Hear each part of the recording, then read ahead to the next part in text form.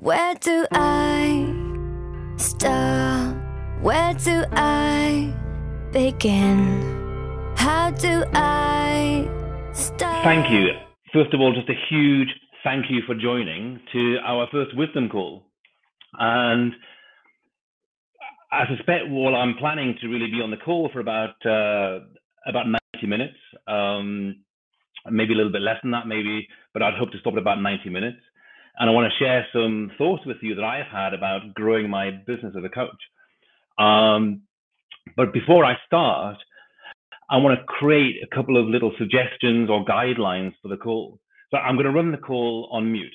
And the reason why is that with so many people dialing in from different sources and different places and coffee shops and houses, etc., that by running it on mute, then it means that we've got a nice quiet background for the call.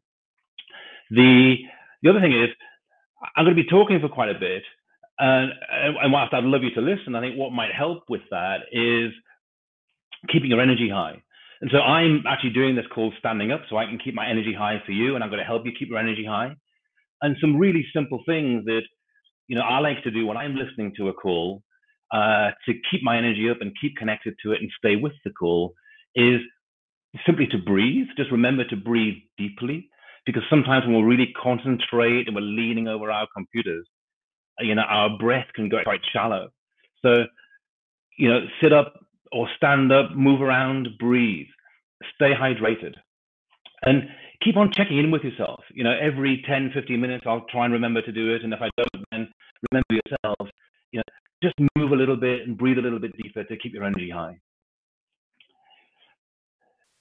So what's behind this call is, as many of you know, because you've probably come here from Coaching Unlimited or you've known me from other connections, that my primary focus in life now is as a coach.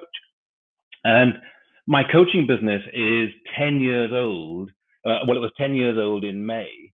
And it's been kind of an interesting, winding journey for that business. Now, I wanted to share some of those things with you into what certainly over the last 18 months has become for me much more what I wanted as a coach and much more of the business I wanted to run as a coach. But before we start, I want you to think about why you're here. Some of the questions that people have sent through to me or I've seen popping up are questions about, well, how do I start? Or, some questions on some specific bits of information like, what if I did this? Or what if I did that? But here's my invitation to you right at the very start of this call. If your question is, or if you're thinking about how do I start to become a coach? Well, my question to you is, what if you just started? If your question is, how do I do this? Or how do I do that? I wonder, what if you already knew everything that you needed to know? What will become possible then? Because what I don't want you to know, in fact, what I do want you to know about me, is that everything I share with you might not be true for you. It might be true for me. It often is true for me. It may not always be true for me. It's what works for me. And so when you're listening, I'm going to invite you to listen and to play with these ideas. Some of these ideas you might have heard 100 times before. So I'm going to invite you to listen with new ears. I'm going to invite you to leave your expertise at the door. But I'm also going to invite you to be curious, to think about, well, why is David saying that? That doesn't resonate with me. Or maybe, wow, that really resonates with me, but I'm not sure if it would work for me. Because your experience may be very different from mine. There's a book. It's one of the few books that Nassim Taleb, he's one of the writers, he's a great author that wrote about Black Swan, and he predicted the 2008 crash. He made a huge amount of money out of Lehman Brothers going bust.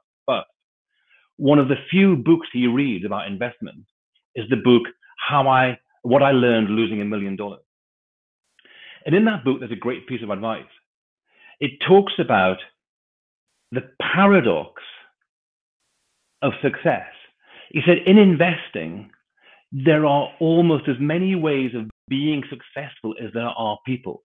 And quite often, different people working in the same markets with the same investments have completely different and often polar opposite strategies, paradoxically opposite strategies, and yet they're successful. But what he also observed was, what that book also observed was, that the reasons for failure have a lot more in common. There are a small number of reasons why people fail, but a huge number of reasons why people might succeed. So what I'm going to invite you to do on this call is think about what this means for you, because how you're going to succeed as a coach is almost certainly different to how I succeeded as a coach. And yet what I want to share with you is what I learned, because what I learned was overcoming some of those challenges and failures that I see in the coaching marketplace. And I think, one thing I do see in the coaching marketplace, I'm on Facebook all the time, I'm on LinkedIn all the time. In the last 4 or 5 years, the timelines in Facebook and the adverts in LinkedIn have become overwhelmed with, hey, sign up for my system and become a 6-figure coach. If only you did this, you could become a coach and only work 2 hours a week and never bother feeding the cat, and you would just be successful if you followed this system. And I think the reason why that happens is that new coaches especially, and sometimes experienced coaches, they want more certainty on how to get clients. I was at an event recently where I spoke about my approach for getting clients. And there was another speaker there who was speaking about email marketing, about list building. And what was interesting was I spoke for about 20, 25 minutes, and I spoke passionately about what I believe in. And the response was positive. People thought I spoke well, but I didn't get very many questions. The guy that spoke about the email list marketing, he overran by a huge amount. He got so many questions. And there were questions about which exact version of autoresponder do you use? As if that makes a difference. What's the exact interface between those two things? What's the exact title you use for an email? Well, what I interpret from that is the audience was so desperate to get certainty on how to get clients, and they thought that because there was an IT system there that would help them, they were trying to get certainty there. Here's my experience. My belief is that is all outside of you. That being a powerful coach comes from inside. And that's what I want to talk about today. I want to cover 4 core topics today. In the next 30, 40, 50 minutes, I want to cover 4 topics. I've already got some questions in from people who are on the call. I'm going to answer some of those questions. And then I'm going to take questions from the group and see where that takes us. So the 4 topics I want to cover off was, first of all, how did I fail to make money as a coach? Because I think I've probably learned a lot more by failing to make money as a coach than I have from learning to make money as a coach. The second thing I want to talk about is, how did I succeed to make money as a coach? The third one is, and I don't think many coaches talk about this, is how do I actually make money as a coach? Because I think there's a difference there. It's what's the process I do to be successful as a coach, but there's also the nitty gritty, the behind the curtain stuff. How does my revenue break down? Where do all my leads come from? That sort of stuff. And I don't think many coaches really talk about that. And then finally, the 4th piece is talking about the questions that you're asking. The questions are coming up for you. So my first check-in with you, take a nice big deep breath in, keep your energy high. And, as Rich says, you're not getting a 6-figure system on this call. Sadly, not.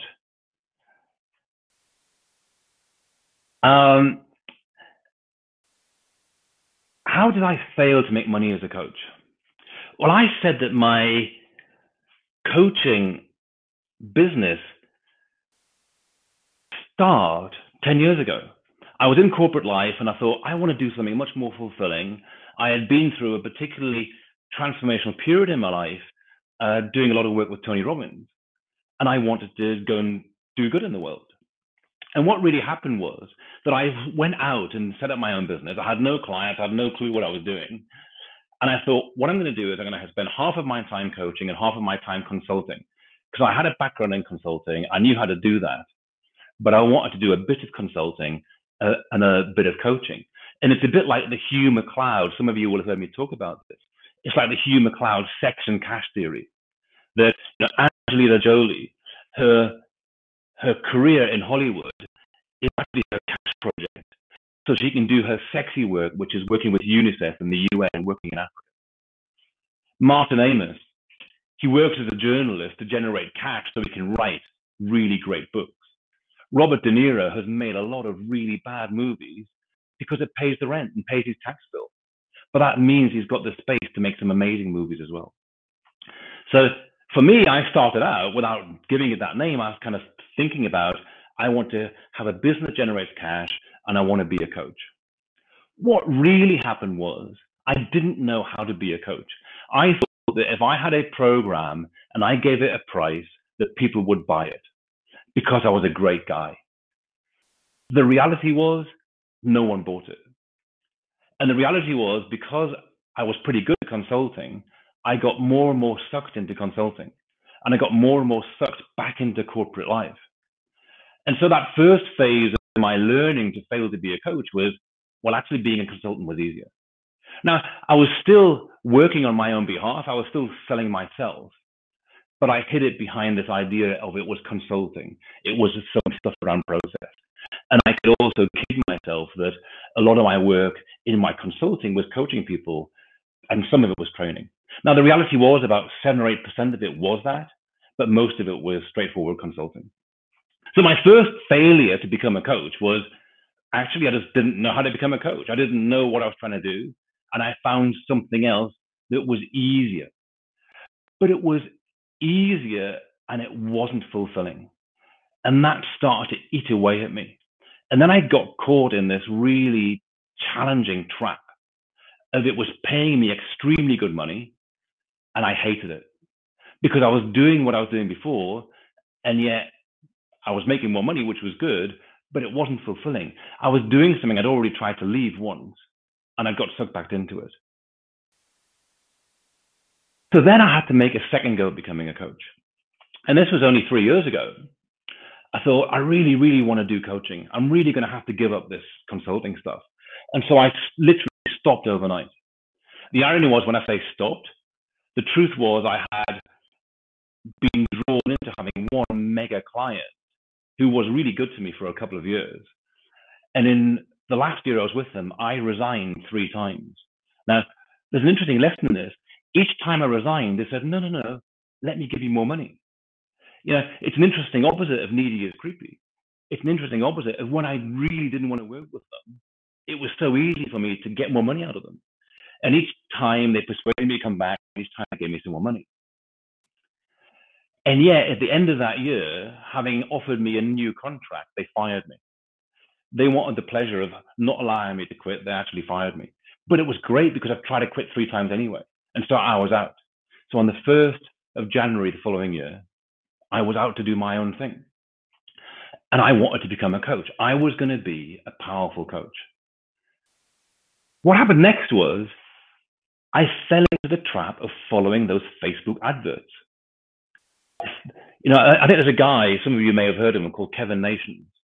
I think Kevin Nations is great. I think what he does is great. I think his singular focus on helping people become successful is great. What isn't great is there are hundreds of people around the world now who are cookie cutter copycats of Kevin Nations. They even have the same web pages for applying to their programs. And what I noticed is that those offers were quite compelling. Follow this system, do this thing, become successful. And so I invested a ton of money working with some of the big names, not Kevin himself, but working with some of the big names who were supposedly creating very active and full coaching businesses. And they were doing it through Facebook marketing, LinkedIn marketing, building a list and doing funnel stuff. And at the time, I didn't have any other reference point. Everything I could see out there was doing that, or at least I believed they were doing that. And there were so many different references for that.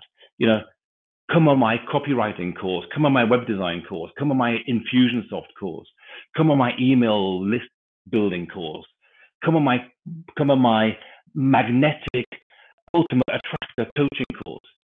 There were so many things out there, and in fact there still are, that are trying to draw you in to give you the certainty that they will help you get clients. And I worked with one of these guys for about 6 months. I got really good at writing emails. I got really good at building landing pages using Optimized Press. Very, very good at that stuff. My pages were beautiful. And they were designed to draw you to the button and to get you to click the button, and people press the button, and I got their email, and I sent them some stuff and they sent me some stuff. But the reality was, I didn't get any real coaching clients out of that. I got a couple of clients signed up for some events, but I didn't really make any money. And I certainly didn't create the kind of coaching clients I wanted to create. And then I realized something that really smacked me between the eyes. One of the guys I was working with, he would create an event, he'd advertise the event, and he would get 40 to 50 people come. And that seemed amazing. I wish I could get 50 people to an event. But the truth was, he had an email list of people who had opted in. His email list was nearly 250,000 people. And so to me, that was crazy. If I needed to build a list of 250,000 people, first of all, that was going to take a long time. And secondly, the ratio of people opting in for my stuff versus people who are actually coming, that gap is just too big. There's something not right about that. So my second generation of trying to become a coach and failing was to build the email list, to do the online marketing stuff, and I failed. I was good at doing the stuff, but I just didn't think it fit for coaching, certainly for me. So my third attempt was, a very, very good friend of mine is a brilliant event speaker, and he created his own events business, and it was getting some traction. He was getting people coming, and he was selling some really high ticket programs.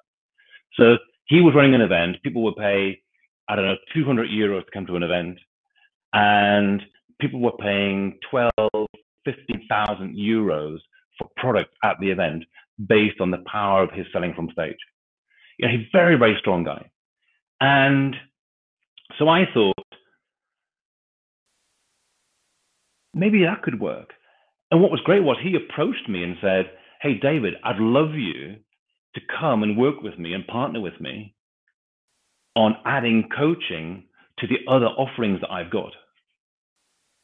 So I then jumped in head first into this environment of trying to sell coaching from stage. And so I would get up on stage in front of this group of people, and I would talk about the power of coaching, and I'd invite them to coaching. And then I hit a couple of other big hurdles at this point. My big hurdle was twofold. The first one is, I think a bit like email marketing or list marketing. I am not sure that people want to buy powerful coaching, personal transformational coaching. Do they really buy that from stage? I don't know. The second thing was, his other products were all pretty high ticket. And he said, the minimum price we've got to charge is 5,000 euros. 2.5, 3 years ago, I didn't believe I could charge 5,000 euros for coaching. At the time, my program was £600, $1,000.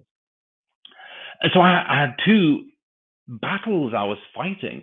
One was, could I be convincing enough and compelling enough from stage to have people rush to the back of the room and sign the form? And secondly, did I really believe that people would pay in excess of 5,000 euros, $6,000 for coaching? That was a real battle for me. And the bottom line was, in that period of 6 months, we worked really hard. We had some great fun. I learned a lot about being on stage. I learned a lot about events. And the total revenue was 15,000 euros. And a lot of that wasn't eventually paid to me. So that was failure number 3.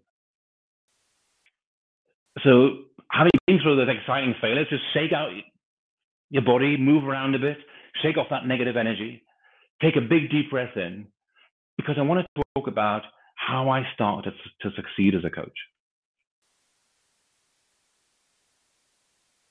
And I have to credit Rich Litvin and Steve Chandler, because just after their book came out, someone sent it to me. A guy called Jack Austin. Some of you might know Jack, great guy. Jack sent me the book and said, hey, David, you should read this. And I read that book.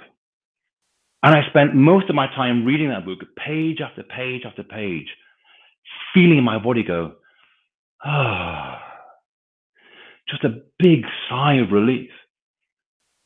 And it wasn't that they had the right answer.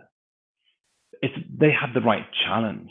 And the challenge was, stop trying to do things outside of yourself. Do what you feel is right for you.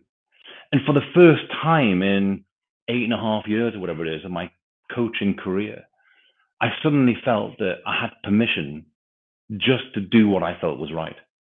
I had permission to do what I intuitively thought was right, which was to sit down with the person in front of me and help them change their lives. Of course, if that's what they wanted. And so once I had that insight, I let go of the events. I let go of the email marketing. I let go of doing all the internet stuff. I let go of doing websites.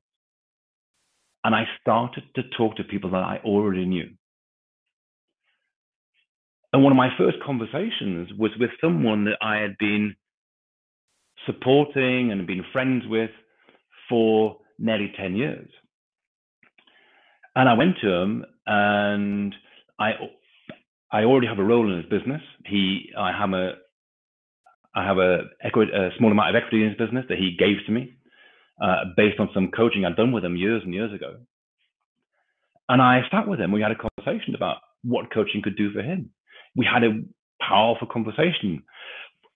We understood. We started to create possibilities about what he could create if we had a regular, deep coaching conversation. At the end of that conversation, I invited him to be my client for a year. And I said it would be $20,000. And he said, well, that's really expensive. And I said, yes. He said, okay, when do we start? I couldn't believe it. I literally couldn't believe it. Even though it was someone I knew really well, I was so nervous about simply having a conversation with them. I was so nervous about saying that amount of money, because who pays $20,000 for coaching? And it was the first time I'd ever asked for anything like that amount of money. I think before that, the most I'd asked for face-to-face was $1,000. And I asked for $20,000. And that was a couple of years ago, and we're still coaching together, and he still pays me. And that was the start of a big shift for me, of doing something very simple, which is when I already know people, or I connect with people who are new, I simply have powerful conversations with them. And I know that one or two of you are on the call, we've connected before in the past. You said, well, what's a powerful conversation? Well, to me, it's a powerful conversation is if someone is open to coaching, I'm intensely present for them. I explore what possibility is for them, what they could create if they had some different perspectives in the world. A powerful conversation is when I have the courage to tell them the truth that someone else might not tell them. A powerful conversation could be when I challenge them, that with permission, I put them on the hot seat and we have high flame coaching. To me, that's what a powerful conversation is.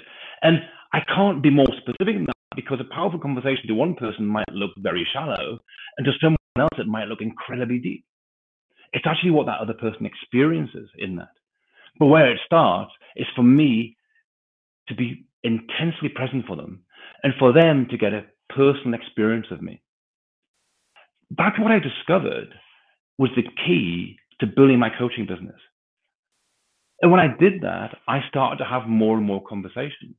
And the more conversations I have, the more confident I got. I could sit with someone and really help them have a profound insight in their lives. It wasn't necessarily to add anything in. Often the conversations I've had with people, I sit silently for 10 minutes. You know, I learned a lot of techniques in NLP. I've got NLP certification. I've done a lot of stuff with Tony Robbins. I'm a trainer with Tony Robbins. But what I've discovered is I don't use those tools. In fact, if I share a little story with you recently, some of you will have heard this story before. There's someone that I know who was actually in the Tony Robbins environment, a young man who was incredibly successful. And I invited him to have a conversation. And he asked me how my coaching business was doing. And I said, it's gone really well. really enjoying it. Things are going really well. And he said, I don't really know what coaching is, but I'm glad it's going well for you.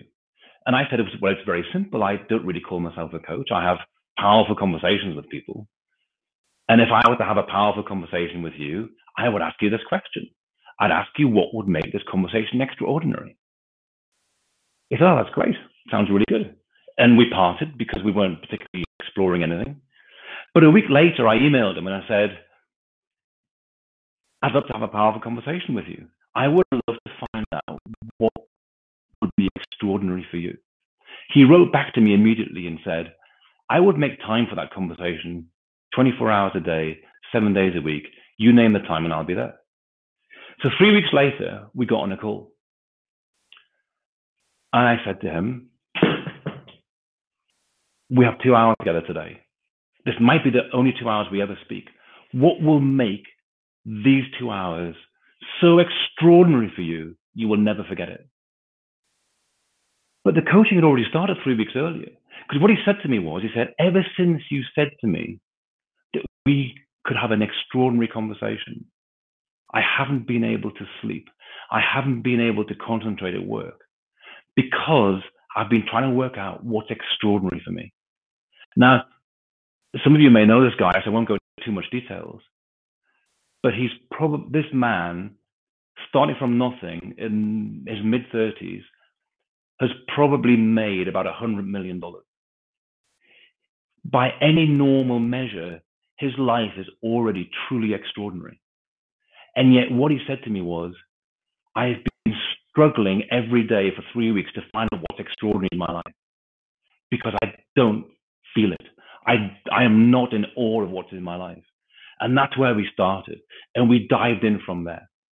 And when we dived in from there, literally 1 hour later, from our very first coaching conversation, he said to me,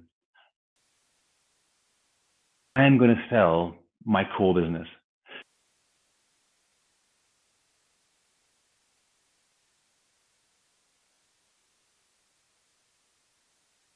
Sell my core business.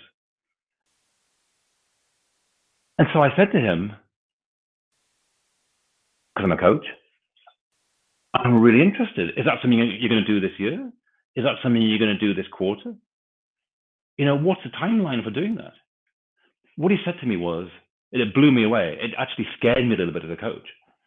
He said, no, I'm going to do it now.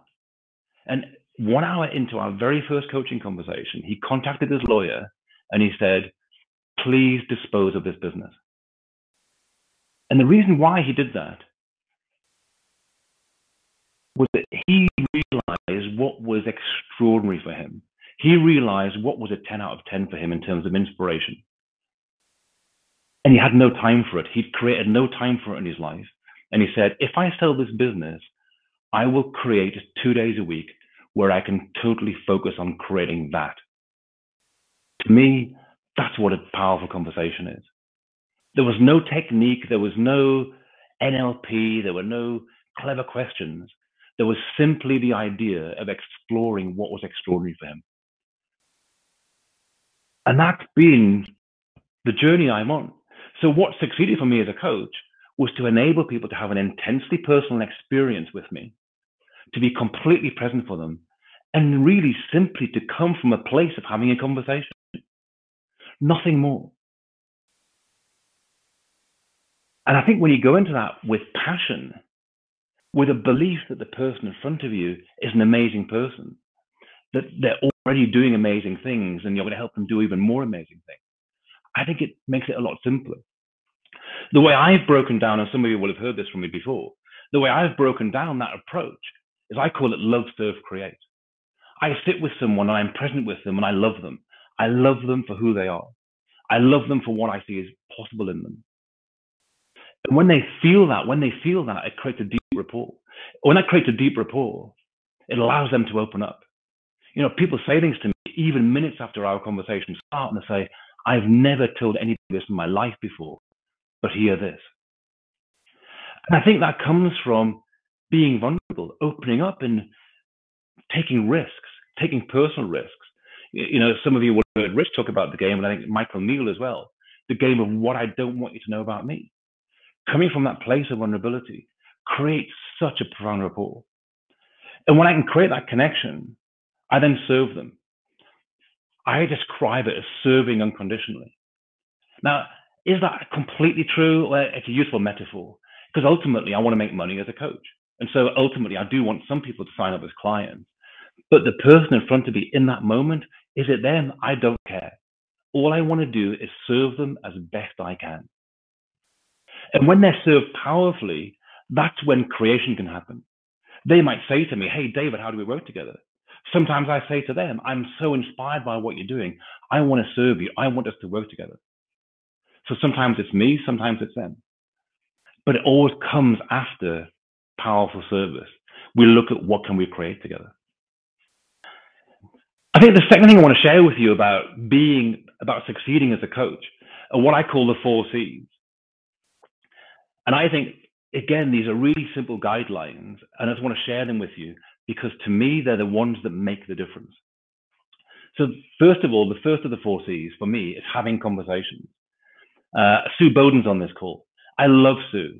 We had an event last year, and the idea was to go out and create conversations and collect as many no's as possible. In 1 hour, she created 28 no's. She was ferocious. She was out there asking people everywhere. Sue goes into the center of Leeds and sits in a bench, and when people come and sit next to her, she creates conversations with them. Conversations are everywhere. When I flew back from LA the last time I was there, I created a client on the airplane. The time before that in LA, there was a lady in a bar, sat next to me, created a conversation with her, and it was amazing. She hasn't become a client, but the potential's there. She's asked about coaching. She says she wants to coach. The next time I'm in LA, we'll get together. We'll see what happens. So conversations, they're everywhere. They're possible everywhere. Create as many conversations as you can. The second C for me is courage. The second C is have the courage to speak what's in your intuition. There are times when I've been sitting with somebody and a feeling comes up inside of me or a thought comes up inside me. And in the past, I would hold back because I was like, oh, I can't say that. That doesn't really fit in this context.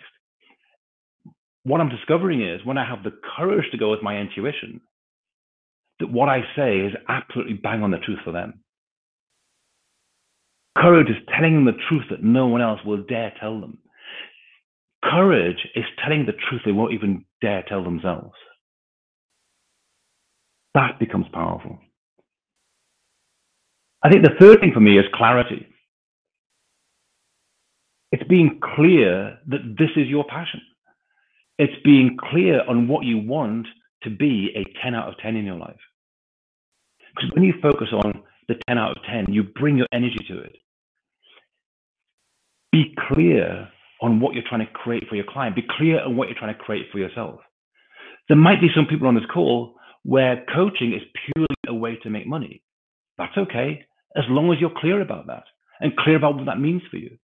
It might be there are people on this call where coaching is purely because you want to have a legacy in the world by changing people's lives. That's great. Be clear on what that means for you. The more clarity you have, the more you can show up for people. The more clarity you have, the more aligned you are. The more aligned you are, the more people will feel who you are. And then you'll find the people who are right for you.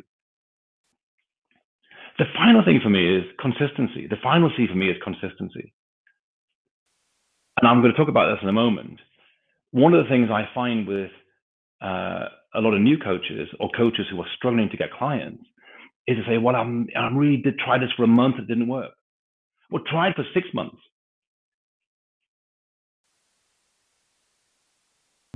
Try having, and in fact, it's not even try, as Yoda says, there's no try anyway, there's do or do not. It's do it for 6 months. That's consistency. Oh, I had 3 conversations, it didn't work out. Well, how about having 20 conversations or 30 or 100, then see if it's working out or not. And I think one of the biggest challenges I see is that, and I know that it's true for me, is that we lack consistency. So that was a very quick journey into how I started to succeed as being a coach. And to me, it's super simple. It's about having deep and powerful conversations. It's about having the courage to speak the truth. It's about having clarity to why I'm doing this. And it's to do it more consistently every day. So take a big deep breath in, sit up, move, whatever is right for you to keep your energy high. I want to share another dimension, and this was something I learned, and it's one of the questions that came up as well. This was the difference for me between being a really impactful coach and being a really impactful coach that made some money. And by the way, when I talk about money, to me, money is a proxy for the level of service we're providing, the impact that we're making. And so that's why money came up in the context of the questions I'm raising. But this was the one thing that allowed me to create more impact, and the one thing that allowed me to then make money. There's an old adage that how do you start a journey of 10,000 miles? You start it with the first step. Here's my belief. My belief is that's not true. My belief is the journey of 10,000 miles starts with the second step. And the reason why I believe that is that when you take the first step, when you put that first foot out, you can always spring back to where you were before. When you take that second step, you can never go back to exactly where you were before. I think this was also referenced in that film, Man on Wire. The guy that did the high wire walk between the Twin Towers, he talked about when you take that first step, your back foot is still on the stable building. But when you take that second step, you're now on the wire and you've got to make everything balance. And so the one thing I learned that made the difference between being impactful as a coach and making money as a coach is this. It's how do you get to the second conversation? And I think this is more important than anything else that I've learned in coaching, is if I have a powerful and impactful conversation, how do I create a second conversation? That's my only thought in my mind. And it might be actually not the second conversation, just the next conversation. And the way I do it is when I'm having a conversation with someone, they will have moments of insight. They'll have ahas, breakthroughs, whatever you want to call them. And in that moment, what I like to do is explore what that means for them, what might become possible for them with that new thought, that new insight, that new perspective. And then if they have possibilities, I might then ask them to think about, well, what are you going to do to keep a hold of that? What are you going to do to make that possibility become real? And so through a 2-hour conversation, there might be 2, 3, 4, or 5 things come up that create possibilities for them, things they're going to do when we finish talking. And so at the end of that call, I might ask their permission to bring all those things back into the conversation. During our conversation today, you said you were going to do A, B, and C. Is that something you can do over the next 2 weeks? And assuming that they say yes, and we might explore the timeline, but I'm guessing if they've had a great conversation and the conversation has been powerful for them, of course they're going to commit to do these 2, 3, 4 things. And they're going to commit to a timeline, might be 2 weeks, 3 weeks, or a month. When they've done that, I'll then say to them something along the lines of this, something very simple. If you're going to do those things over the next 2 weeks, would it be useful for you, or would you find it valuable if we had a check-in in 2 weeks' time to see how you got on?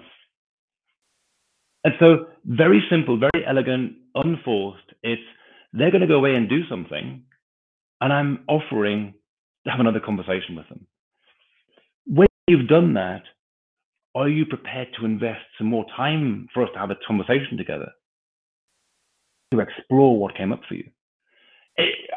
You can choose your own words, but to me, it's about keeping it as part of the conversation, keeping it as part of the flow that enables us to have another conversation.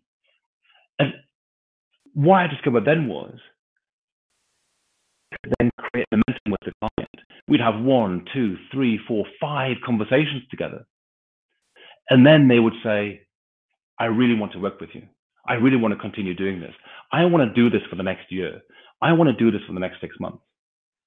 Now, sometimes that would happen in the second call or the third call. Sometimes it might be the 8th call.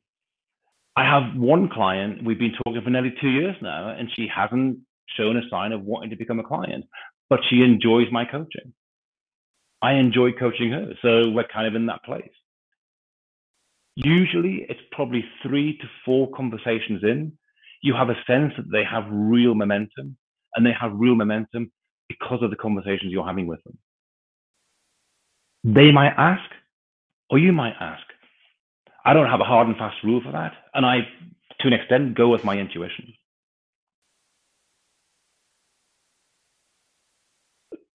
So that's really the journey of how I succeeded as a coach, or how I am succeeding. And that's to say I'm finished. I'm still absolutely learning every day. The third thing I want to share with you, and again, keep your energy high, take a big breath in, because I want to talk about how do I make money as a coach. This is behind the curtains. Because you look at some successful coaches, and I do this all the time. I look at some successful coaches and think, oh, wow, I wish I was like them. I wish I had all the money flowing in, all that sort of stuff. And I don't really know how they do it. And yet when you get behind the scenes, it's not quite as glossy as it looks. So I'm going to share with you warts and all, what worked and what didn't work for me. So if I looked at the last 24 months, what I notice is when I look at my accounts and the money flowing in, and I look at proposals I make, is my revenue tends to flow in cycles. The cycles are probably every 3 or 4 months. I think that's relatively arbitrary. And I think that's driven really by my personal emotional state. And it also goes to my own question about consistency. And it's something I'm working on, is how do I become more consistent? So what I'll find is that I might enroll 2, 3, 4, 5 clients very quickly. And then I'll have a sense of, oh, that's pretty good. I've made some good money this month. I don't need to work as hard next month, or I don't need to focus as much next month. At any one point in time, I have between 5 and 10 private clients. So I don't have a huge client list. And what I discovered was I would enroll a bunch of clients. Some of you were on this call. And then I would serve those clients, and I wouldn't have new conversations. I wouldn't focus on creating new conversations. And this is a pretty regular thing for me. And if I look at last year, or the end of 2013, beginning of 2014, in December, enrolled clients, January enrolled clients, February, March, and April, didn't enroll any clients, I don't think. Maybe one. But here was something that was really interesting for me in that. In April of last year, I got a call from Rich Litvin saying, there's an opportunity for you to come to Liberia as a group leader. But one of the things you need to do as a group, to qualify as a group leader, you need to create a group. You need to find 5 people who will come to Liberia. And the fee was about $10,000. I hadn't enrolled any clients, I think, for 2.5 months at that point. And I was suddenly given a challenge, which is I need to enroll 5 clients at $10,000 each. Oh, and there's a time limit. I have 5 days to do it. And so I had to dive in, contacting everybody around the world that I knew. Emails, phone calls, Skype messages, Facebook messages. I started having conversations. And I enrolled 5 people at $10,000 each in 4 days. I share that with you because it goes back to my own challenge of, well, why do I take my foot off the gas? I'll go through a period of enrolling clients and signing clients up. And then I'll go through a period of 2 or 3 months where I don't enroll any clients. And then when I feel, oh, I need to make some money again, I get back on the gas and I start enrolling clients again. I'm not sure it's the most healthy way to run my business, but I'm sharing with you warts and all because that's my reality. This year, in January, I did about $80,000 of revenue from coaching. In February, I did about $50,000. I was staggered. It was amazing. In March, nothing. April, nothing. And in the middle of May, I thought, I really have to start enrolling clients again because I'm not getting any new clients. And so I went out there and really focused. And for 3 weeks in May, I was having three, four, or five enrolling conversations in my diary every day. So I'll share this with you is, if you want to create clients, create conversations, fill your diary with conversations. The other thing about my own business is, other than the fact that it's very cyclical, and that's entirely down to me, it's entirely down to where I'm giving my focus, is where do my clients come from? And also, what's my breakdown in revenue? So if I break down the money that I make, about 60% of my total revenue comes from private clients, personal, private, one-on-one coaching clients. About 30% comes from a business that I part own. I talked about this guy that pays me $20,000 a year for coaching. I also do coaching and some consulting work in his business. It's only a couple of days a month, and that's about a third of my revenue. The remaining 10% comes from the events that I run. So some of you have been to my events, Love, Serve, Create, and Be the Voice and Be the Miracle. That's the remainder of the revenue I get. So my primary revenue is private clients, and I want to absolutely grow that. And I know that my own challenge is, well, I could grow that if I become more consistent in enrolling clients every month, rather than going through that 2 or 3 month cycle. And there's nothing outside of me driving that other than me. It's I feel I make some good money, then I think, oh, I don't need to work so hard now. And then I go, oh, I need to make some money now. And then I kind of relax again. It's the pressure cooker effect, I think some people call it. The final piece about how I make my money is, where do I get my leads from? And my leads come from, I did some analysis recently. They come from 3 or 4 different areas. I get a substantial number of my leads from Facebook. Now, that's probably not surprising because I'm very active on Facebook. I've created Coaching Unlimited on Facebook, and that creates leads. The reality is, my highest end private clients don't come from Facebook. They tend to come from referral. So the people that pay me the highest fees tend to come from that route. They tend to be outside of my online network. They tend to be in my real world network. What started to create leads for me, and this is relatively new, having been on there for years and not got anything from it, in the last 3 or 4 months, I've started to get people coming to me from LinkedIn. And so LinkedIn, with its new structure allowing you to do posts and share something more personal and more engaging, has started to create some leads for me. Personal connection. That is definitely the most powerful place for me to get my highest end clients. I don't get a huge number of clients from personal connection, but it's definitely the ones that want to work with me deepest at the highest fees. And the final one, which is, some clients come from this, not a huge number because it's not something I'm very active at, is I speak at events. And when I speak at events, I get some people coming through that route. So that really breaks down how I have built my coaching practice. It's very much around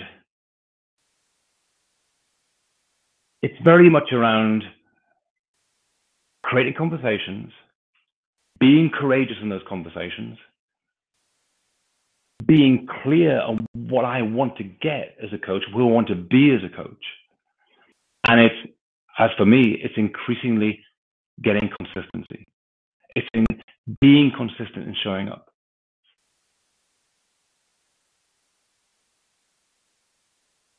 Very simple. And I don't know, I might be making it sound simple.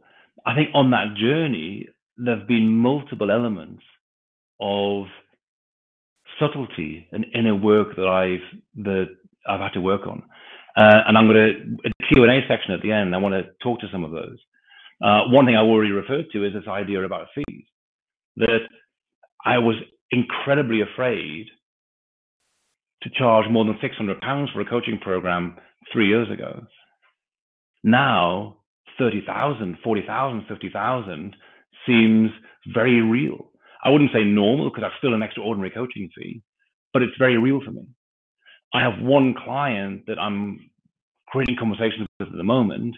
We haven't got to a stage where I'm making a proposal, but I'm already imagining that a realistic fee for that individual is going to be $1 million. And it's curious for me getting my head around that, because where I am now with that is the fee is not set by me. The fee doesn't come from me. The fee is set by the client. The fee is the number that is a big commitment for them. And I know this individual that a $50,000 fee would not be a big commitment for them. I know $1 million would.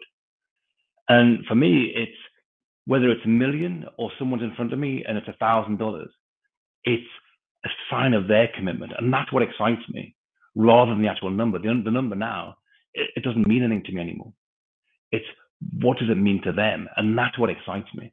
And that has really enabled me to think differently about fees with the client. The one thing I want to do, if it's okay with you, I know you've been very patient with me so far, is I would just like to take 2 minutes to talk about something that I'm doing next. If this has been useful to you, and I say this is a very simple breakdown, and on this journey, it's really the experiences I've had that help me unfold and unpick and dig into the subtleties of how to really make it work. If this is useful to you, if this approach speaks to you, at the end of this month, I'm starting a program called Be the Coach. Because I think it's not about doing coaching, it's about how we are. It's who we are being when we're with the person in front of us. And so at the end of this month, a number of us are starting a 9-month journey, me included, about how we become more consistent in our coaching businesses, how we get more clarity, how we become more courageous, how we create more powerful, impactful conversations. There are already, I think, about 12 people signed up for that group. There are a few spaces available if that speaks to you. I'm not going to do a big sales pitch to you. You don't deserve that. It's available to you if this type of coaching appeals to you. It's something I'm deeply passionate about, and I'm deeply passionate about sharing this with others to help them on their journey.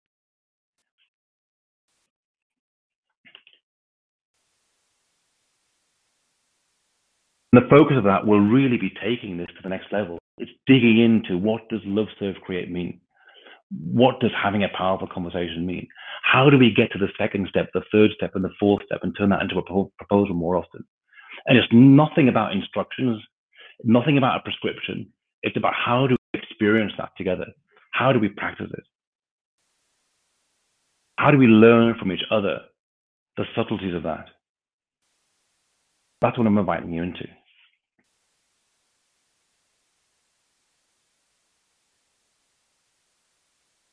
So the final piece I want to share with you is what questions do you have? Now, I already got some questions in the group. And I really want to just cover off the questions that came up already in Coaching Unlimited. And if you have additional questions, then if you're online, you can type them into the little box. And if we've got some time at the end, I might open up the line at the risk of it being very noisy for people to jump in with questions. So the first question I got was, where do I start? Personally, I would start by having conversations. Even if you only know 10 people in your whole life, even if they're all family, start by having conversations with them. You don't even need to call them coaching conversations. Have conversations. If an opportunity to coach comes up, ask for permission to do coaching, and then dive in and practice that day after day. I think Michael Neal said that, I think it was Michael Neal, someone asked him, how do we become a better coach? He said, coach as you coach. I think Steve Chandler has the same view. Fill your practice with as many conversations as you can and start from there. So where do I start? I think it starts very simply. There's nothing else outside of you that needs to be done other than to invite someone into a conversation. And the more you can do that, the more you own your craft. And I think some of the things I'd be aware of, if someone wants to chat, that's different to a conversation. I think to me, be clear of your intention that this is to be a powerful conversation. It's not a thing to have over coffee or lunch. And the second question was, what exactly does a life coach provide that people want and are willing to pay for? I thought about this question for a long time. And then I realized I was sitting with this question for a long time because I don't know the answer. So let me say the question again. What exactly does a life coach provide that people want and are willing to pay for? And I think the reason why I don't know the answer to this is it's unique to each individual. I'm not sure there's a generic answer to this question. And I think that's also why the whole email funnel list thing doesn't really work, because there isn't a generic answer. The subtlety of what I want versus what the person next to me wants versus what the person next to them wants is different.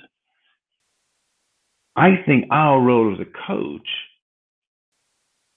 is to sit with a client and to work out with them what they want. And if you can help them uncover that, I think they would be willing to pay for that. So that's my best answer to that one, because I'm not sure I have a better answer. The next question was, how do I serve powerfully and deeply in the first conversation? And I'm going to reiterate my approach to this is, love the person in front of you. Sit with them, be present with them, love them, get in rapport with them.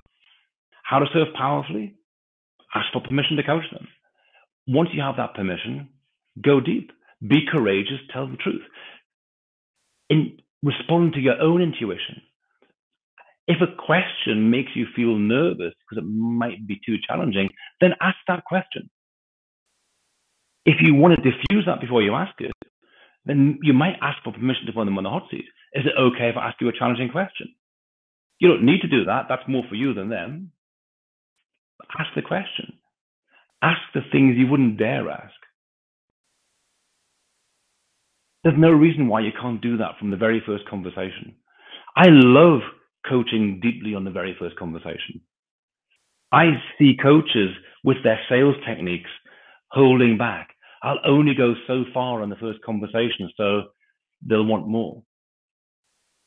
I believe the opposite. I believe if you go deeper than anyone else has ever taken that person, then they'll want more. How do I create a hell yes agreement to raise my fees to a long-standing corporate customer? Again, I thought about this one for a long time. And I think where I come from is the only way you could do that is by letting go of the hell yes. The question itself says, how do I create a hell yes? Well, I think you can have a hell yes, or you can raise your prices. I think if you want to, it's going to be yes or no. If you're attached to getting a yes, then energy is going to show up. Neediness is going to show up. There might be some pre-worry, some pre-judgment, some expectations start to get set. And that's a difficult place to have a negotiation from. I think if I want to raise my fees with an existing client, I just tell them. And when I let go of being afraid of losing them, that's the best time to make that proposal. I had one client who did work with me for £600. My next proposal to her was $6,000. I said, I've restructured my business. That's my new fee.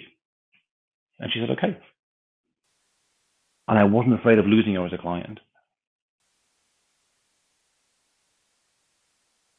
How to find and serve your ideal client when you seem to attract those with a different expectation of your services?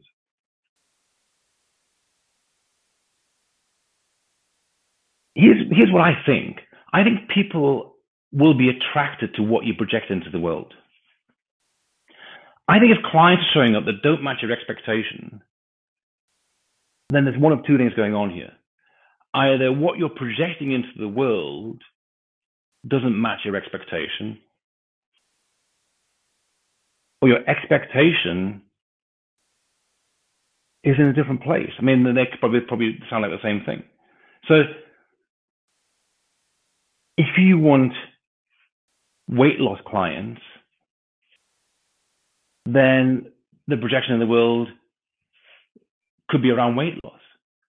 If you want entrepreneurship clients, then project entrepreneurship. However, if you have, let's just say, you want to work with entrepreneurs, and if they go to social media and everything you talk about is health, then the chances are people will come to you for health rather than entrepreneurship.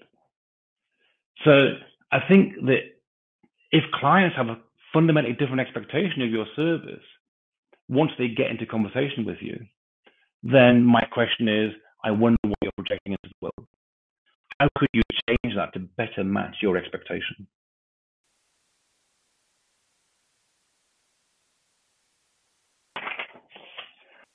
How to turn one or two successful, powerful conversations into encouraging someone to pay for a set of 10. I think this is like the second step. When I talk about the second step, I think it's about creating momentum.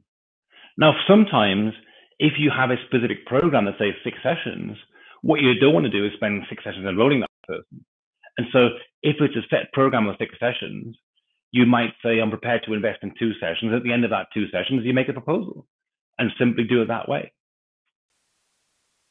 If you're prepared to make the investment, and that may be true for a longer term coaching client, then to me, it's about creating that daisy chain of conversations where you build more and more momentum until the client decides they want to work with you, continue working with you.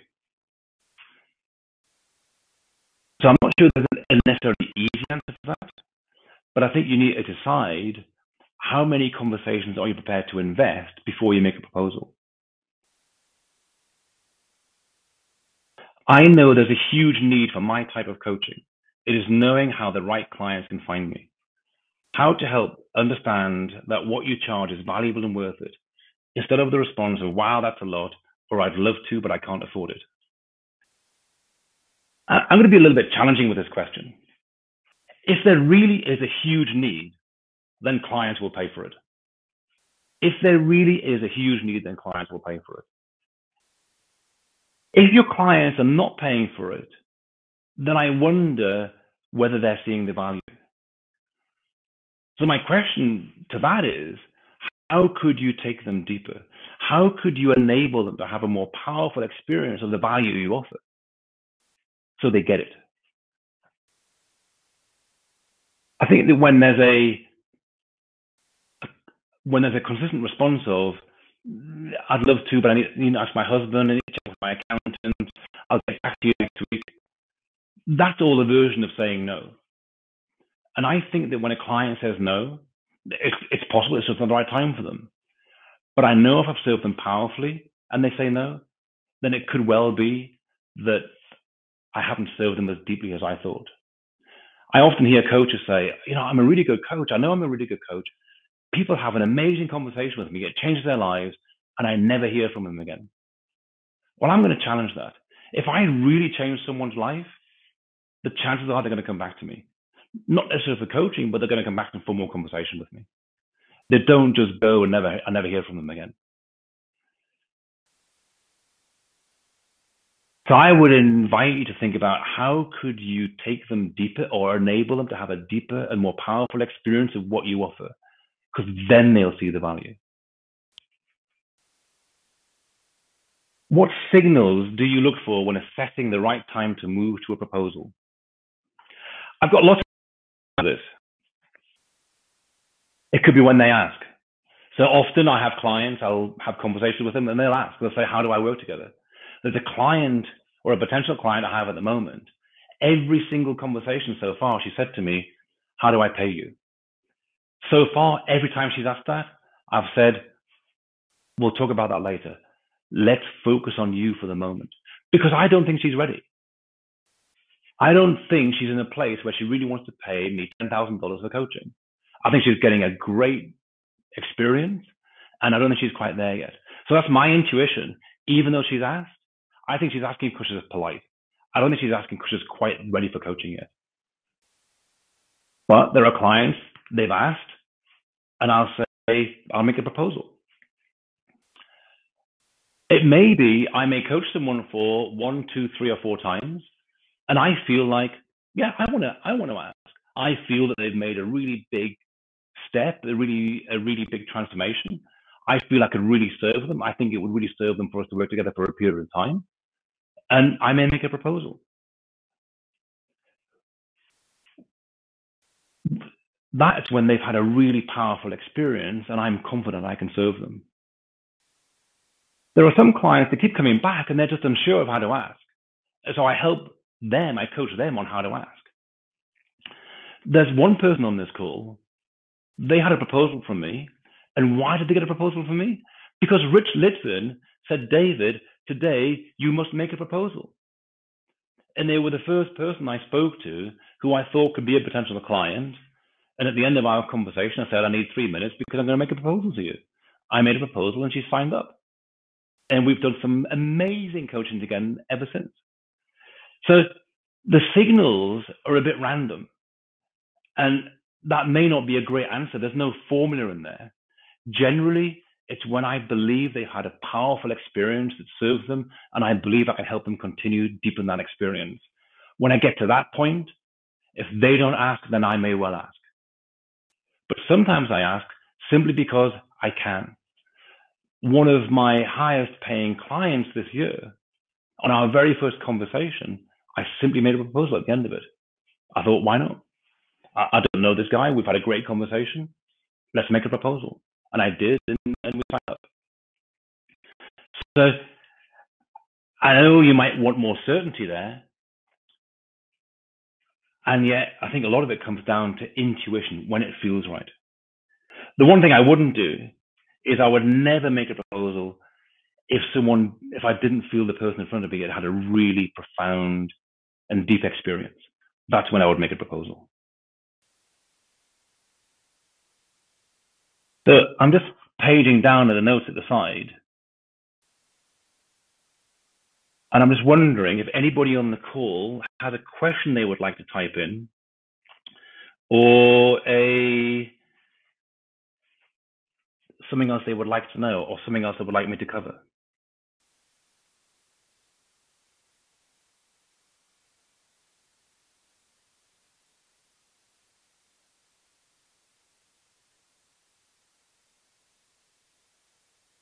One thing I have done is I spoke about the program Be the Coach. As I say, we're starting at the end of this month. I've just shared the link in the tab on the right-hand side, and I'll also share the link on Facebook if you haven't already seen it. I'd be thrilled if you'd like to come and join us.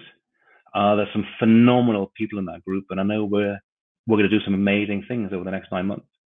And it's really more of this. It's more of deepening this experience. There's no prescription in this. This is about who you are being when you show up in front of the person in front of you, who you are being and enabling them to have a powerful and profound personal experience with you. I think that is what it is to be an amazing coach. That's what works for me.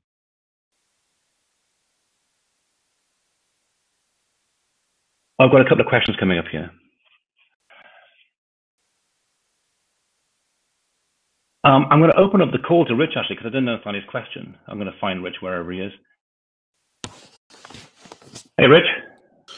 Hi, David. Can you hear me okay? My internet probably isn't brilliant. I can hear you perfectly. What was your question, please? I'm intrigued about sort of whether someone can describe themselves as a coach or a mentor. Because I think obviously I've worked with you in the last year, and what I discovered on the journey was that I love being coached by you because you're great at asking questions and drawing the best out of me through questions. And I found in my journey that I like to mentor people as much as I coach. So I do both when I work with people. And I just wonder whether you had any more insights around that, about kind of finding your flavor as a coach, what your coaching style is and how you arrived at your coaching style. Okay, thank you. So I think for me, my coaching style evolved, and I actually have probably a couple of different dimensions here. I have a small number of coaching apprentices, and so with them, it's a combination of coaching and mentoring. So the mentoring comes from bringing something from my experience to the table that I believe might serve them. Whereas for me, pure coaching, it all comes from the client. I'm creating a safe space they can step into where it all comes from the client. What I find really intriguing is I've done quite a lot of work with Rich Litvin in the last 18 months. I've been personally coached by him. I've been in groups with him. I've been at events with him.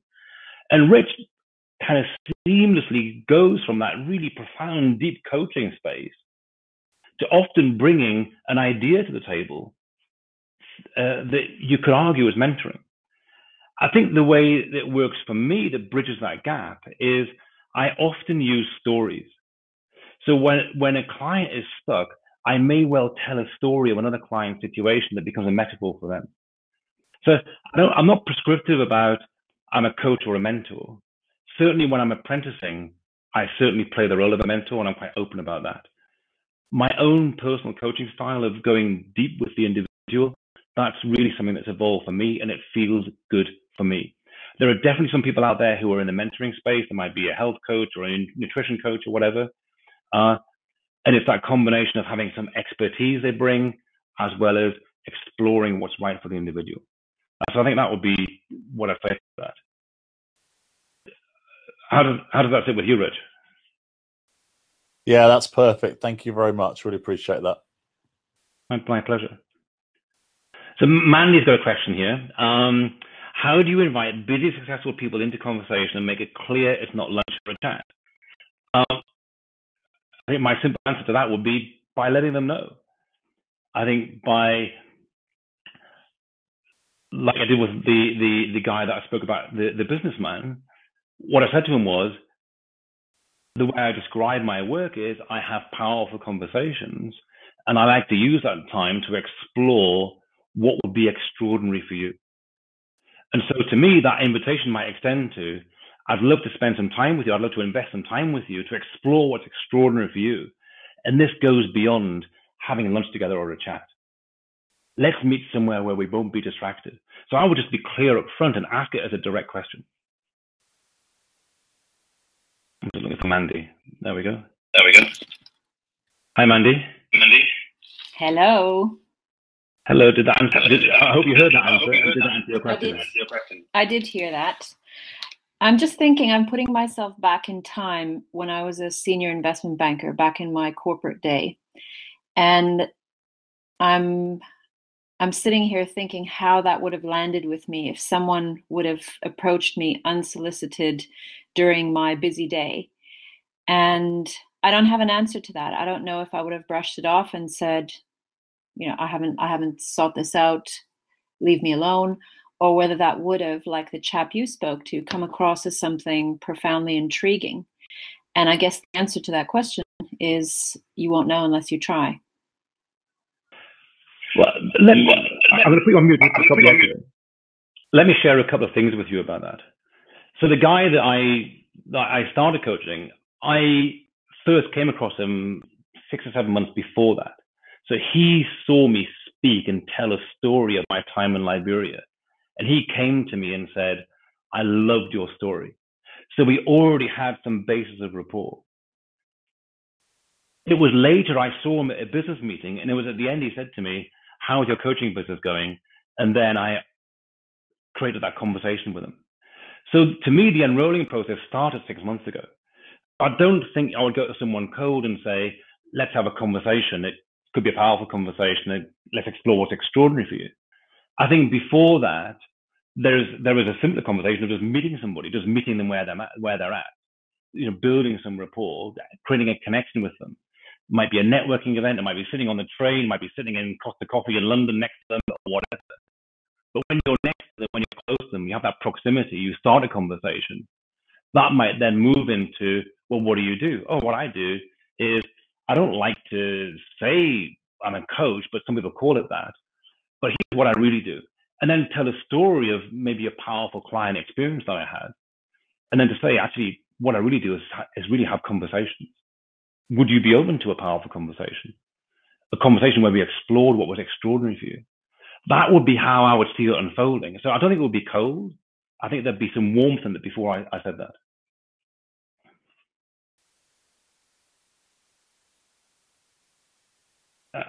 Hi, man. Oh, I've unmuted Joe and not Mandy.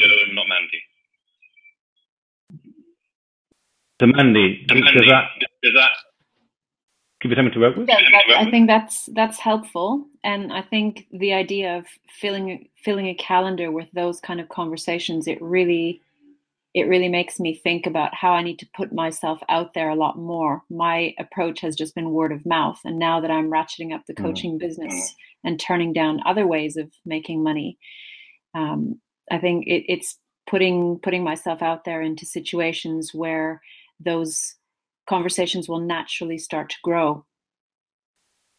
But it doesn't seem like a cold call, and it doesn't seem weird and random. Yeah, it's definitely not weird and random. Thank you.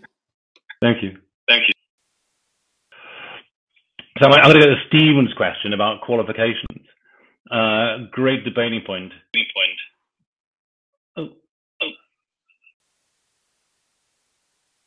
I think Mandy and I are both putting her on mute at the same time. Okay, fantastic. You know what's interesting? When I first started coaching, I did go out and get accreditation, and I got qualifications.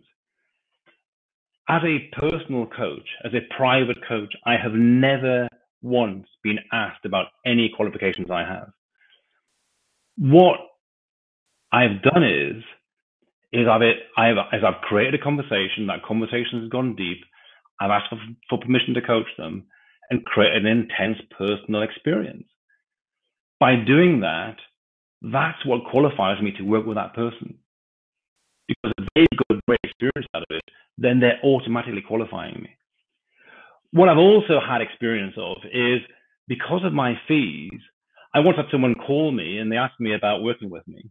And they talked about my fees and they said, I see what you charge. You must be world class. So they've made an assumption that because of the fees that I charge, that I must be a really well-qualified coach. So for me personally, I'm not a big fan. I used to worry about accreditation, about qualifications. I'm not a big fan of it now. I think that what differentiates a great coach from a poor coach is not the paper. It's actually who they show up as. It's who they're being in front of the client, in front of them. And there's no piece of paper can make someone a great coach. It can actually teach us techniques.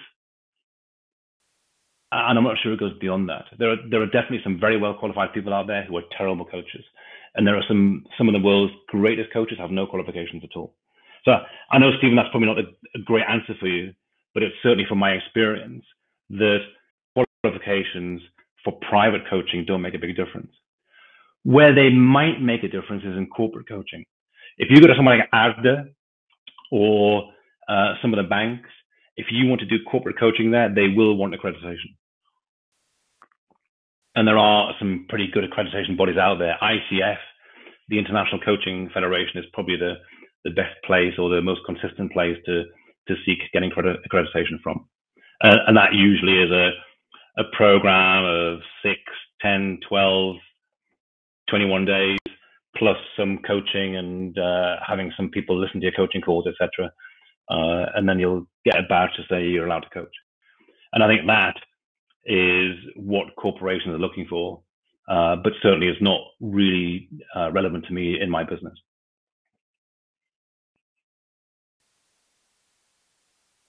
So I think I've just answered your question, Tony. You said individuals or business people. So Tony's question is, do I coach individuals or business people? Well, I think I coach both, because most of the people I coach are in business. I don't go to corporations to ask to coach their people. However, some of the people that I meet who want coaching from me work for corporations. So I have a client who's an executive at Sky Television, for example. Sky pay his coaching fee, but I have absolutely nothing to do with Sky other than they pay me some money. They got an invoice for me and they paid the money. I coach him as a person, not as a Sky employee. A number of my clients are entrepreneurs, so they own their own businesses and they pay me through their business. So that's really the mix of people I work with. But what I don't do is I don't go to Barclays Bank and try and be the coach to Barclays Bank, even though I'm trying to enroll someone from Barclays Bank. It's because I know that person as an individual, not as a Barclays Bank employee.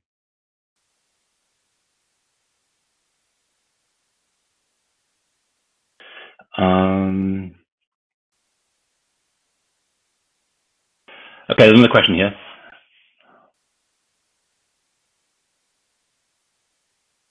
This is great. I love this question from Jane. I would like to know how much resistance you have experienced the idea of coaching, either when you talk about coaching or when you offer to coach someone when the opportunity arises for that. I love to think that I don't use the word coaching often. I'm using it on this call as an easy shorthand because most people on this call are coaches. When I'm out there, I talk about having powerful conversations. I talk about my stories of being in Liberia, or I talk about my stories of people who've had their lives changed in conversation with me, people I've seen do amazing things. That's how I bring it into the conversation. Sometimes when I talk about that, people say, oh, so you're a life coach then? And my response is usually something like, some people like to call it that. I simply like to think I have conversations with people. So I tend not to use the word coaching, but I do have a slightly amusing, well, it's amusing to me anyway, a story to share. There's someone on Facebook who I have known for some time. I connected to them through Facebook. We have a common background in going to Tony Robbins events. She recently went to see the Queen to get an award, and she's recognized as a significant contributor in the world of business in the UK.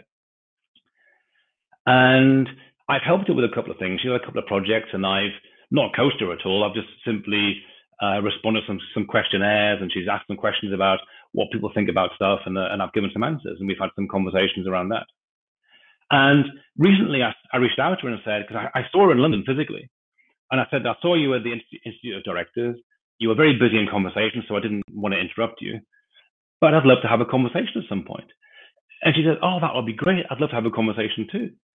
And she said, I'm really interested. What business are you in? And I wrote back, having had this very engaged conversation, I wrote back and said, my primary income is as a coach, and I'm also a shareholder and a director of a small consultancy company. I never heard from her again. The word coach arrived in the conversation, and I never heard from her again.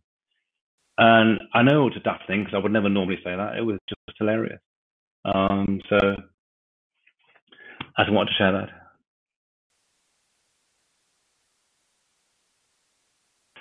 Rich Waterman, how is the circular breathing going? This has nothing and everything to do with coaching. Circular breathing is really hard. Oh, let me talk about one final thing to leave you with. I'm learning to play the didgeridoo. It's about the beginner's mind. When I talk about Be the Coach Today, that program I'm talking about, I talk about the warrior's mind. And if I think about the Shaolin warrior, if I think about the sumo, everything they do, how they sleep, what they eat, what they read, what they focus on, how they exercise, how they breathe, everything they do is to create refinement of their art. Everything. But the warrior's mind is also the mind that doesn't judge, it doesn't expect, it's always curious.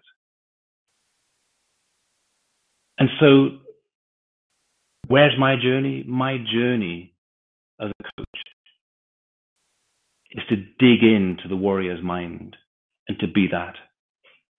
I think if we are being that as coaches, it is such a tremendous and amazing gift that we are bringing to the world. Be the warrior's mind. So I want to leave you with that. I want to honor you, thank you, and love you for being on this call with me today. I've been incredibly excited by having this call. I'm excited by how many people have participated and joined and showed up. And I just thank you from the bottom of my heart.